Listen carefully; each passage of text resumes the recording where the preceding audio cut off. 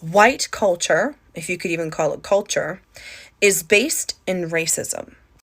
It was a narrative created by colonizers, like my Portuguese ancestors, in order to justify what they were doing to other people on the continent of Africa and even here in North America. And the narrative was that we white people were better than all other races. And they did so through Christianity. They took the Bible and different scripture verses, twisted it around in order to fit the narrative of colonialism and white supremacy, and also the patriarchy. And the patriarchy is white man in power. White supremacy is white man in power.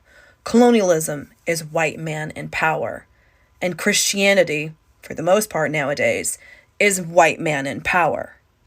There are historical references and proof where the Catholic Church actually said to enslave an African was to save their soul.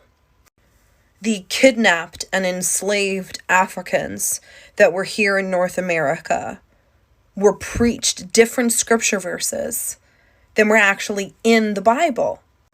And that's why they weren't allowed to read. Because if they could read, then they could see that these scripture verses were incorrect and they couldn't be controlled anymore by this white God. And white people, we didn't identify as white until colonialism. We identified as Portuguese, or Latvian, or German, or Italian, or French.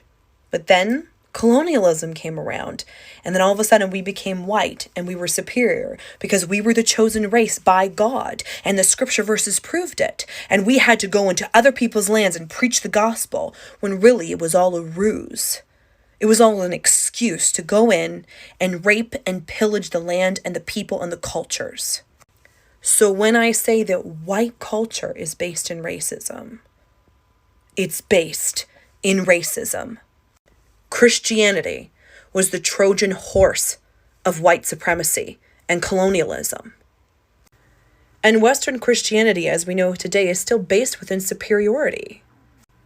All Christians think that they're better than everybody else. I grew up in it. I'm very familiar with the culture. And it's part of the problem.